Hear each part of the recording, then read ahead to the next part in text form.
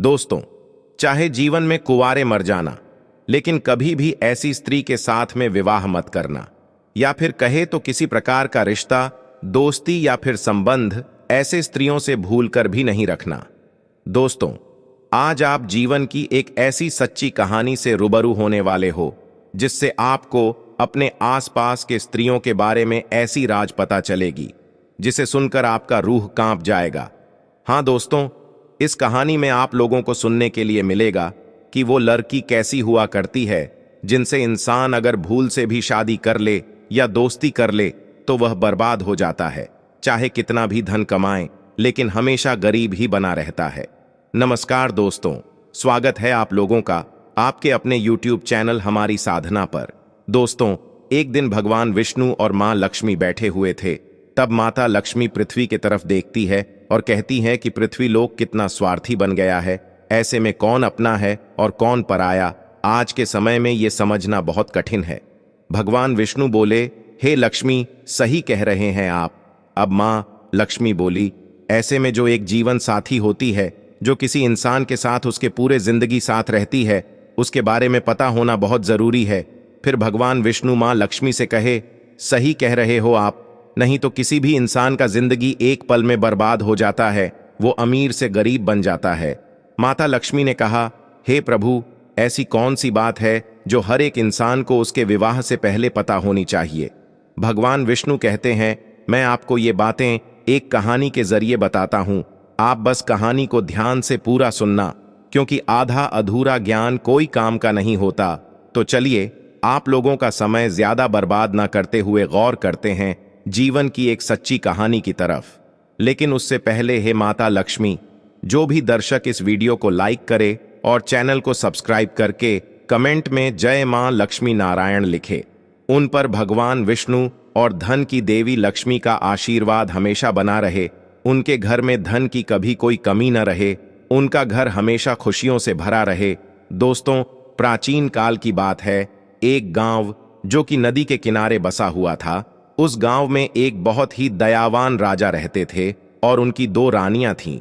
और राजा अपने पत्नियों से बहुत ही घनिष्ठ प्रेम करते थे। और एक दिन राजा के राजमहल में एक बेटा पैदा होता है, और इसी खुशी में गांव के जो राजा थे वो अपने दरबार में नृत्य सम्मेलन का आयोजन करते हैं। और इस नृत्य सम्मेलन में आसपास के गांव से भी कुछ लड़कियां भाग लेती है। शाम का समय था और नृत्य कला की आयोजन शुरू हो चुका था। और तभी राजा की नजर अचानक से एक सुंदर स्त्री पर पड़ती है, जिसका नृत्य देखकर राजा उन पर मोहित हो जाते हैं। और उसके बाद राजा मंत्री को कहकर अपने विवाह का प्रस्ताव उस लड़की के सामने पेश करवाते हैं। और वो लड़की इस प्रस्ताव को सुनकर के आश्चर्य में पड़ जाती है। और तब वो लड़की उस मंत्री से कहती है, मुझे कुछ वक्त दीजिए, मैं सोचकर बताती हूं। फिर कुछ दिनों के बाद राजा उस लड़की से शादी कर लेते हैं। फिर कुछ सालों के बाद छोटी वाली रानी को 2 पुत्र होते हैं। कुछ समय के बाद उनके तीनों बेटे बड़े हो गए, लेकिन दोस्तों, दूसरे वाले रानी को एक भी पुत्र नहीं था, क्योंकि उनके नसीब में कोई संतान प्राप्ति नहीं था। और तो दोस्तों, आप लोग जानते ही हैं कि राजा महाराजाओं को यह शौक हुआ करता था जंगल में शिकार का खेल खेलने का। तो जो राजा के 3 बेटे थे, उनमें से सबसे बड़ा बेटा एक दिन अपने घोड़े पर सवार होकर के जंगल में शिकार करने के लिए गया। और जंगल में शिकार खेलते खेलते पूरा दिन बीत गया, परंतु उसके हाथों से एक हिरण का वध तक नहीं हुआ। उसने एक भी हिरण को नहीं मार पाया। लेकिन तभी अचानक से सामने एक बहुत ही घने जंगल में से एक पागल इंसान निकल करके आया। वो बहुत ही अजीब सा फटा छिटा कपड़ा पहना हुआ था और उसका व्यवहार भी थोड़ा अजीब सा था। साथ ही खाने के तलाश में इधर उधर भटक रहा था और उसके कंधे पे एक तोता बैठा हुआ था। उस इंसान और तोते के बीच में बहुत ही गहरी दोस्ती थी। दोस्तों, फिर वो राजकुमार जो कि शिकार करने आए हुए थे, वो उस पागल व्यक्ति के पास जाते हैं और पूछते हैं कि आप कौन हो और यहाँ जंगल में क्यों भटक रहे हो। लेकिन दोस्तों, वो पागल व्यक्ति कुछ नहीं बोलता और उसे बहुत ही तेज की भूख लगी होती है, क्योंकि वो पागल व्यक्ति खाने के तलाश में था। इतने में ही राजकुमार अपने थैले में से कुछ लड्डू निकाल करके उस पागल व्यक्ति को देते हैं और भूखा व्यक्ति लड्डू को देखते ही लपक लपक कर खाने लगा। इतने में ही राजकुमार उस पागल व्यक्ति से पूछते हैं कि आखिर कौन हो आप और इस घने जंगलों में अकेले क्यों भटक रहे हो? आपका परिवार कहाँ है? ये सुनते ही उस पागल व्यक्ति के हाथ से लड्डू छुटकर जमीन पर गिर जाता है और उस पागल व्यक्ति की आंख भर आती है। वह फूट फूट कर रोने लगता है और ये सब देखकर राजकुमार बहुत हैरानी में पड़ जाते हैं और उस पागल व्यक्ति से पूछते हैं कि आप क्यों रो रहे हो?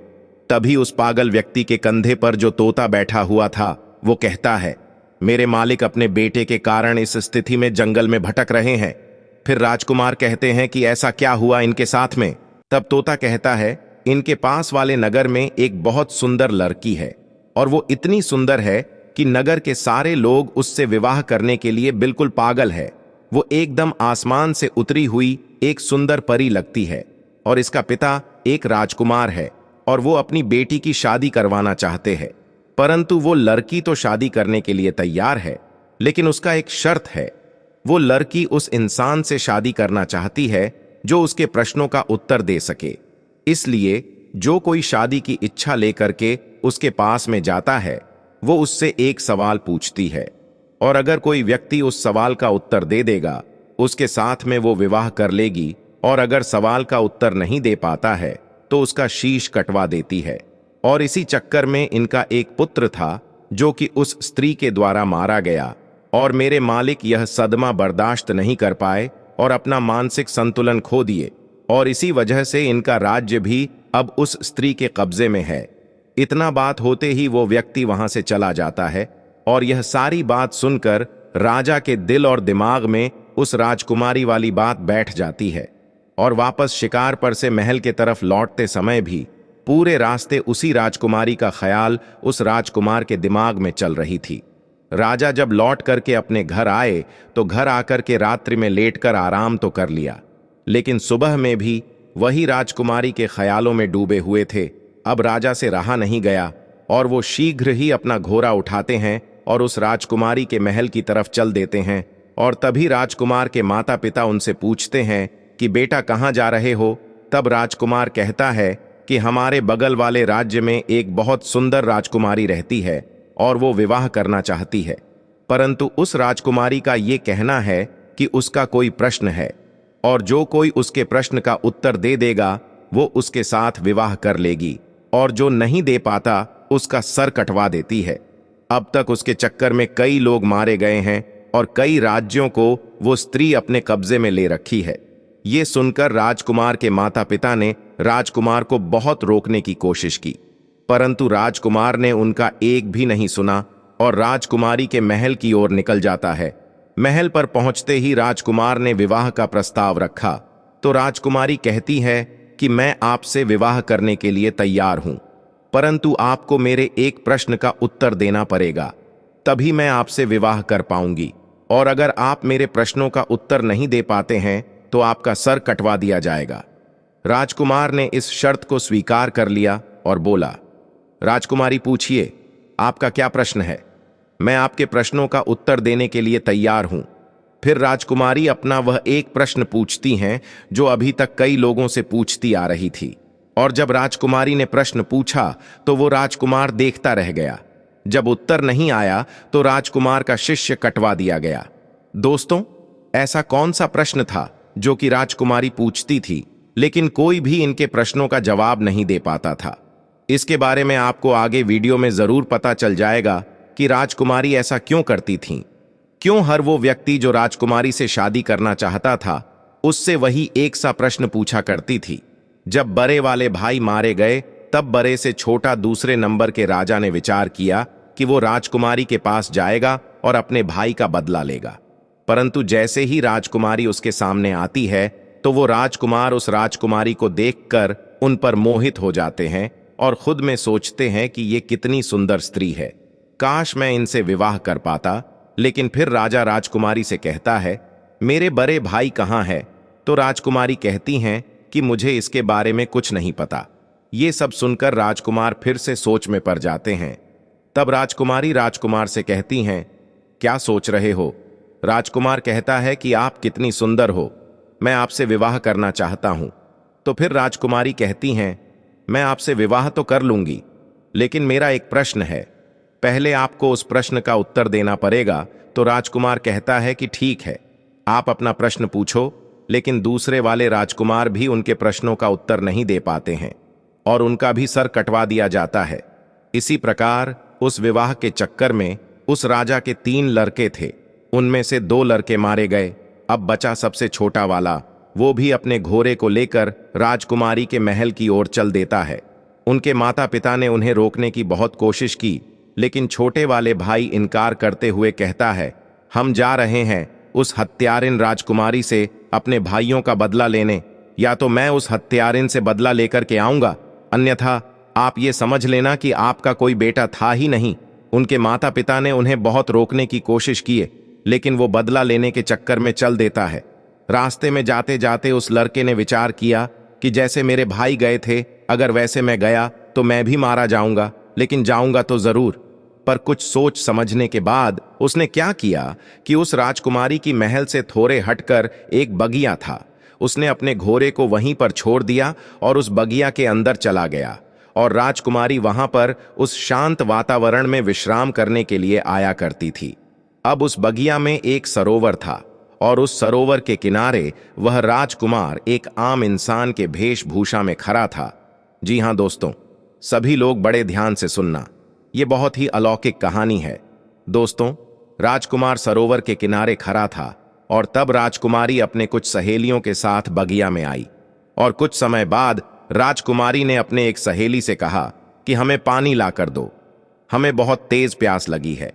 अब उस राजकुमारी की बात को सुनकर उसकी एक सहेली ने हाथ में बर्तन लेकर के उसी सरोवर पर जल लेने के लिए गई, जिस सरोवर पर वह राजकुमार आम इंसान के रूप में पहले से ही खड़ा था।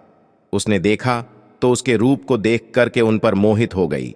वो राजकुमारी की सहेली जल लेकर के आई और राजकुमारी को पिलाया और फिर तुरंत लौट करके सरोवर के पास चली गई।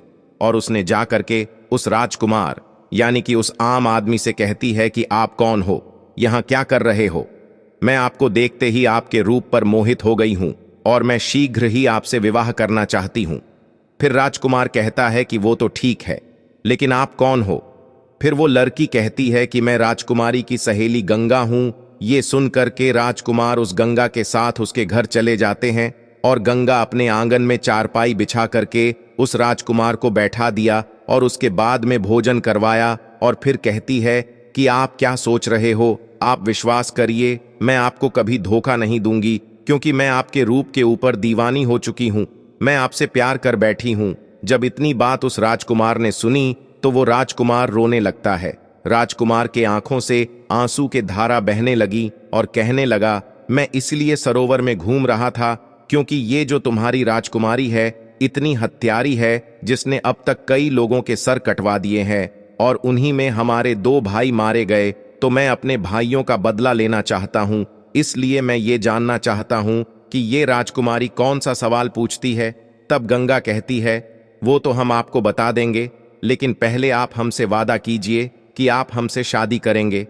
तो दोस्तों, गंगा ने एक तरफ तो राजकुमार से शादी करने का वादा करवा ली, वहीं दूसरी ओर उसे ये डर भी लगा था कि अगर हम इनको वहां जाने देंगे तो पता नहीं ये वहां से लौट करके आएंगे भी या नहीं।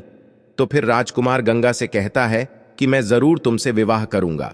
लेकिन राजकुमारी से अपने भाइयों का बदला लेने के बाद जब राजकुमार ने गंगा से इतना कहा तो गंगा को राजकुमार के ऊपर विश्वास हो गया। और तब फिर गंगा ने राजकुमार को राजकुमारी के बारे में बताना शुरू किया। और गंगा ने कहा कि वो हर एक इंसान से केवल एक ही प्रश्न पूछती हैं कि गुल सरोवर की क्या कहानी है। तब राजकुमार ने गंगा से कहा कि आपको अगर प्रश्न पता है तो इसका उत्तर भी अवश्य पता होगा, तो आप हमें इसका उत्तर सुना दीजिए।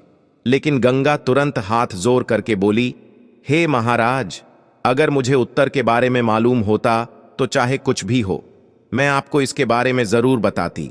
लेकिन गंगा कहती है, राजकुमारी के राज्य में एक साधु रहता है, सिर्फ उन्हीं को ये गुल सरोवर वाली कहानी पता है और उसने ही राजकुमारी को ये सलाह दी है कि अगर तुमसे कोई शादी करना चाहे तो तुम उससे गुल सरोवर की कहानी के बारे में पूछो।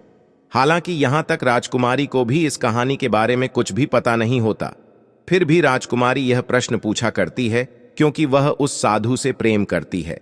तब राजकुमार ने गंगा से कहा, चलो ठीक है, कोई बात नहीं, तुमने हमारा काम थोड़ा आसान कर दिया।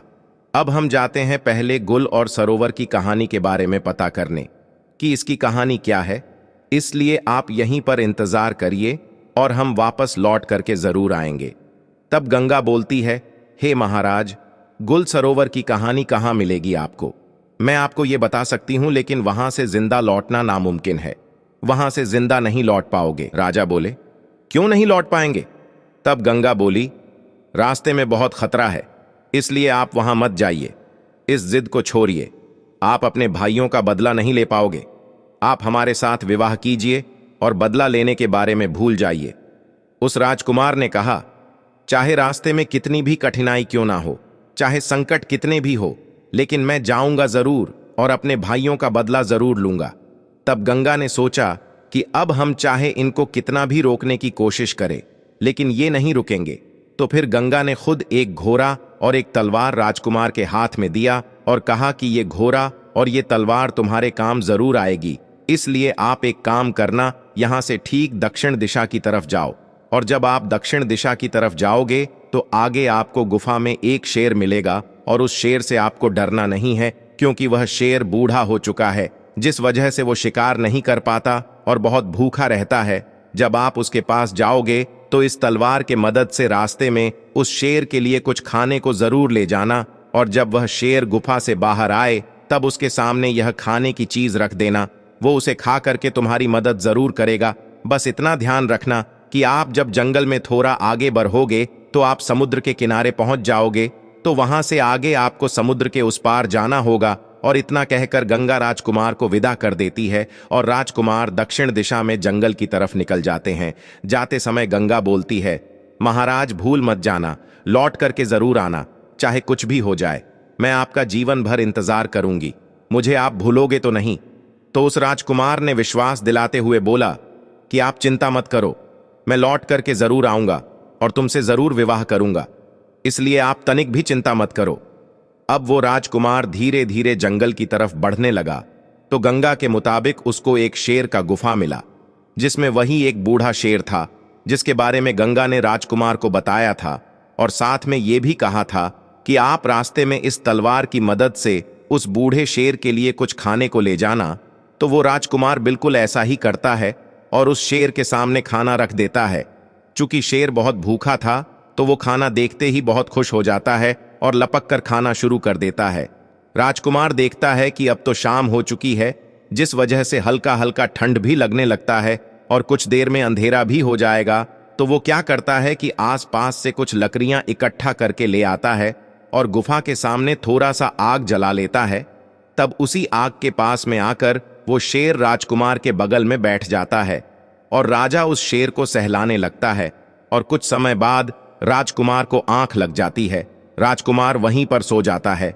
फिर अगले सुबह होते ही राजकुमार उस शेर के साथ जंगल में और आगे दक्षिण दिशा की तरफ बढ़ने लगता है। चलते चलते जंगल में राजकुमार को आगे कई मुसीबतें आती हैं।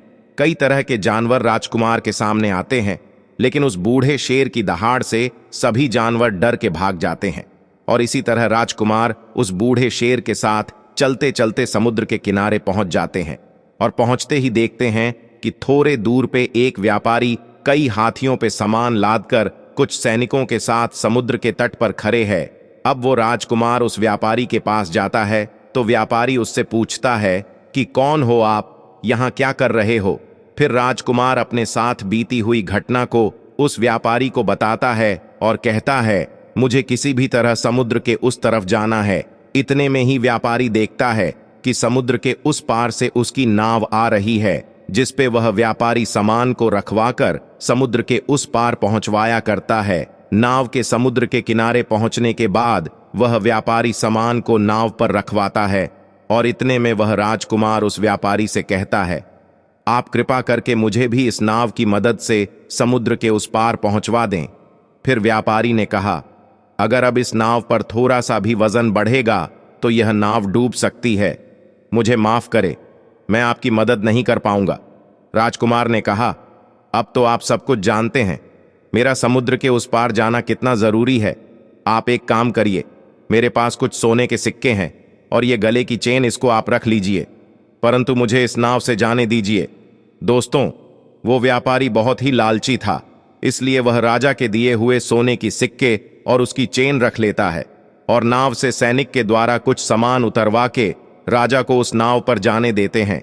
और इसी तरह राजकुमार उस नाव पर बैठकर समुद्र के उस पार गुल और सरोवर की कहानी के तलाश में निकल जाते हैं।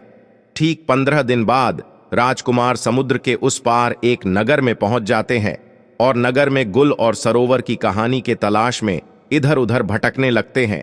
और देखते देखते वो राजकुमार एक राज्य में पहुंचते हैं और जिस राज्य में वो पहुंचे उस राज्य का नाम गुल होता है और वहां के राजा का नाम सरोवर था। वहां पर पहुंचकर राजकुमार देखता है कि सरोवर नाम के राजा के राज्य में नृत्य कला होता था और वहां पर कई लोग आया करते थे, संगीत बजता था, नृत्य कला होता था। सभा में चारों ओर आनंद का माहौल रहता था। और राजकुमार ने क्या किया कि उन्हीं लोगों के बीच में जाकर बैठ गया। अब 3-4 दिन लगातार वहां पर आता है और चुपचाप चला जाता है, लेकिन किसी से कुछ नहीं कहता। एक दिन सरोवर नाम के राजा की नजर उस पे पड़ गई और सरोवर नाम के राजा ने उसको उठाया। सभा के अंत में उससे कहा, मैंने आपको देखा कि आप 3-4 दिन से आते हो, ना किसी से कुछ कहते हो और ना ही किसी से कुछ बोलते। आप इस राज्य के लगते भी नहीं, इससे पहले कभी यहां दिखाई भी नहीं दिए। कौन हो आप? क्या करना चाहते हो? राजकुमार को तो गुल और सरोवर की कहानी पता करनी थी और उन्हें अच्छी तरीके से पता था कि इस कहानी के बारे में सरोवर नाम के राजा को जरूर पता होगा। इसलिए राजकुमार सरोवर नाम के राजा से कहता है, महाराज, मैं कुछ संगीत गाना चाहता हूं। ये सुनकर सरोवर नाम के राजा उनसे बोलते हैं कि कौन सा संगीत? ठीक है, आप सुनाइए। और इतने में सरोवर नाम के राजा के इशारे पर पीछे से ढोल बजने लगते हैं और राजकुमार संगीत गाने लगते हैं।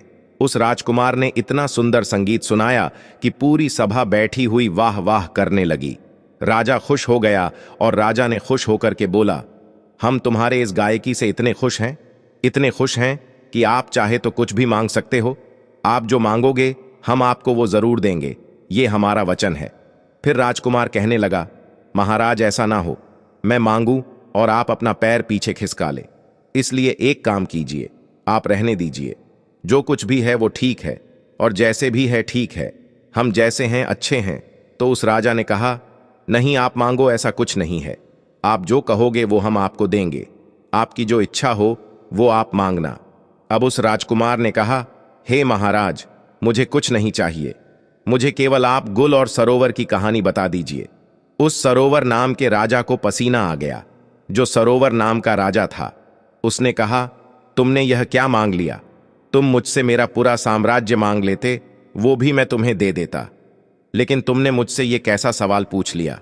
इसकी कहानी मैं जानता हूं, लेकिन मैं वो तुम्हें बता नहीं सकता। तभी राजकुमार ने कहा, महाराज, कुछ समय पहले आपने ही तो ये कहा था कि आप जो मांगोगे हम आपको वो दे देंगे।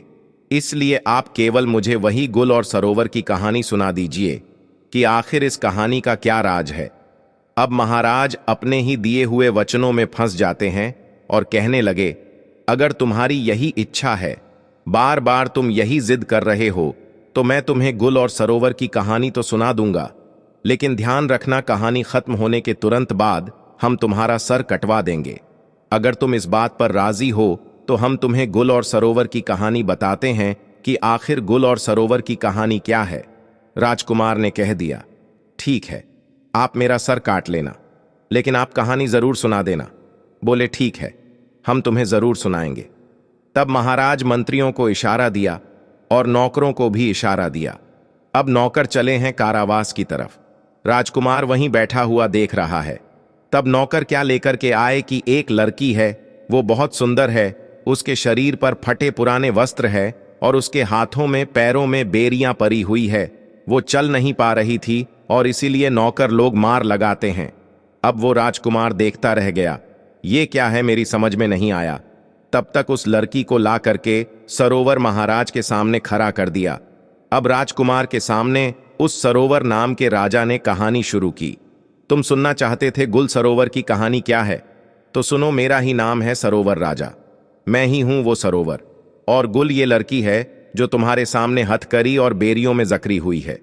राजकुमार कहने लगा, महाराज, आप सरोवर और ये लड़की गुल, इसका मतलब ये आपकी ही कहानी है? महाराज ने बोला। हाँ, ये मेरी ही कहानी है, राजकुमार ने कहा। फिर तो आपसे अच्छी तरह और कौन बता सकता है? महाराज बोले।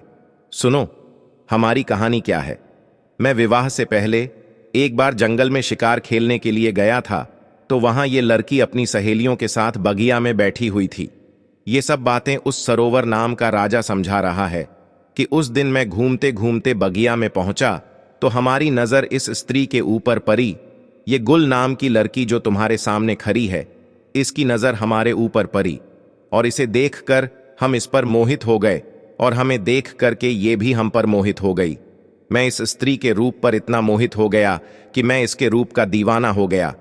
अब क्या बताए, इस लड़की को देखकर हम तो कुछ नहीं बोल पाए, लेकिन उससे पहले ही इस लड़की ने मुझे अपने पास बुला लिया और कहा, कौन हो आप, कहां से आए हो, क्या नाम है तुम्हारा और क्या देख रहे हो?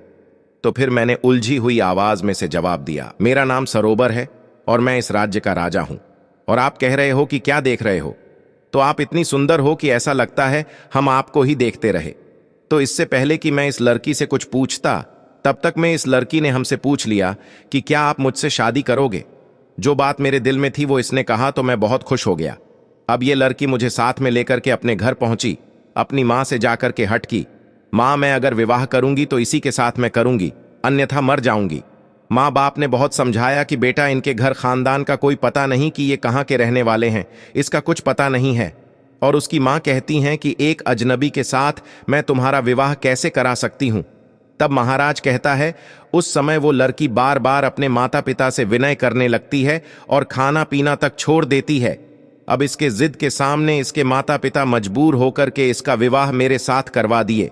और फिर वह सरोवर महाराज राजकुमार से कहता है, जरा ध्यान से इस कहानी को सुनना, क्योंकि इस कहानी में अब बहुत ही राज खुलने वाला है।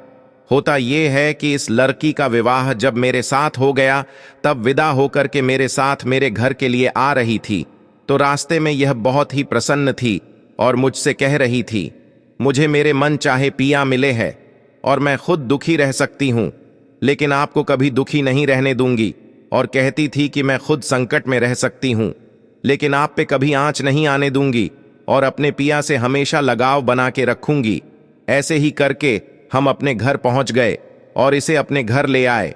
और अब तो हम इसके प्यार में इतने पागल हो गए कि सब कुछ भूलते जा रहे थे। हम अपना राज्य का दरबार भी समय से पहले बंद करके घर पहुंच जाते थे। ऐसे ही कुछ दिनों तक चलता रहा और कुछ दिनों के बाद से जब घर लौट के इस स्त्री के पास आते थे, तो पता नहीं क्यों हमें बहुत जोर की नींद आ जाया करती थी।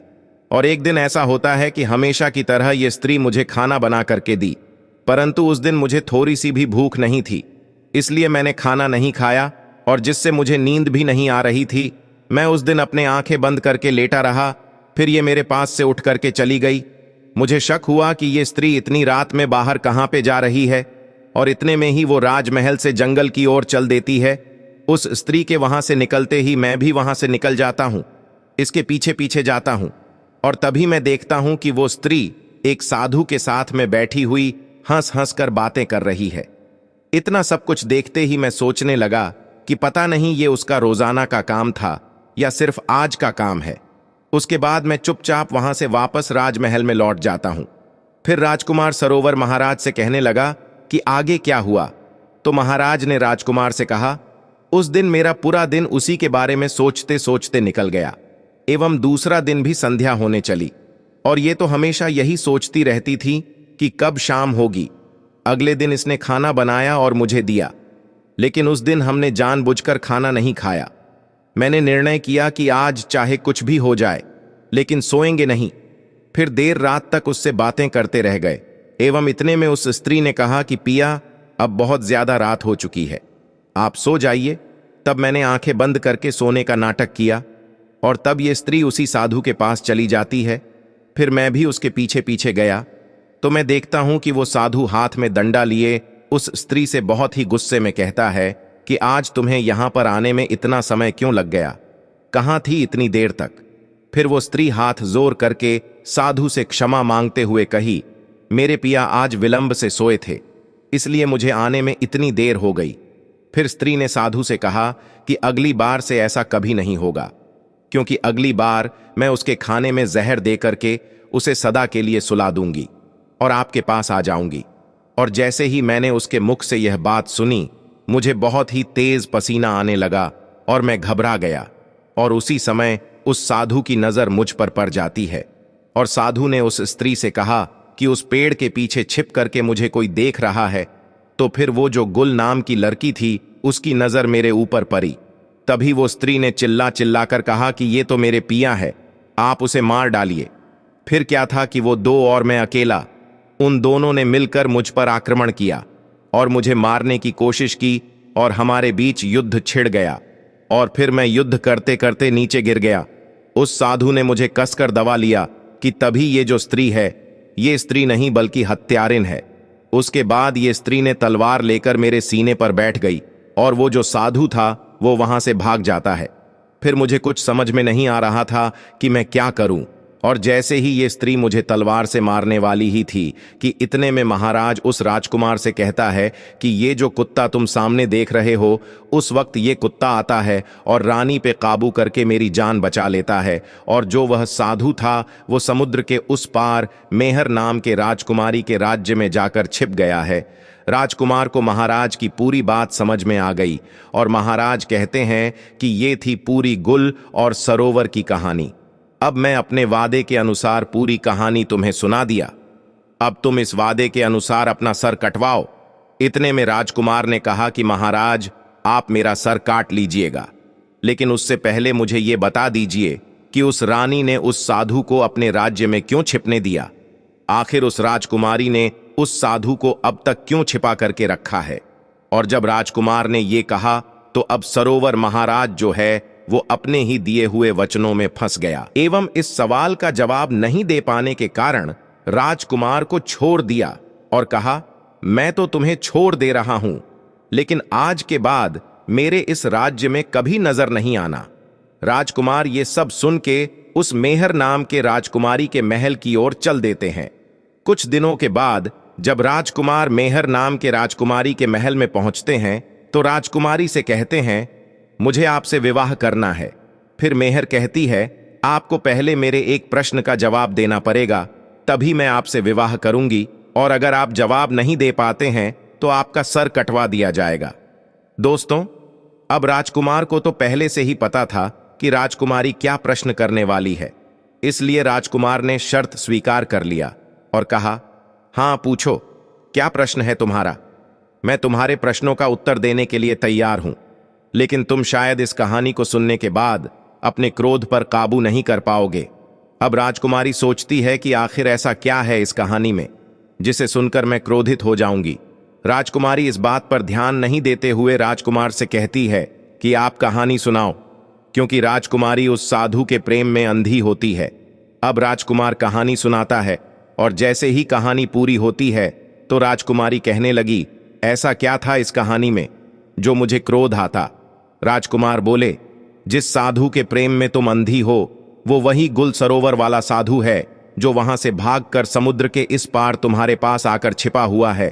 अब मेहर को विश्वास नहीं होता और वो तुरंत राजमहल से निकलकर अपने राज्य में उस साधु के यहां पहुंचती है और उस मेहर के साथ पीछे से वह राजकुमार भी जाता है। और मेहर उस साधु से पूछती है कि तुम कौन हो। साधु घबरा जाता है और कुछ बोल नहीं पाता। इतने में राजकुमारी समझ जाती है कि यह पक्का वही इंसान है। अब राजकुमारी उस साधु से कहती है, तुम्हारे चक्कर में कई लोगों का सर कटवाया गया, तुम खुद सभी लोगों को जंगल में ले जाकर के सिर कटवाए हो, अब तुम्हें भी सजा मिलेगी, तुम्हारा भी सर राज्य के सभी लोगों के सामने कटवाया जाएगा।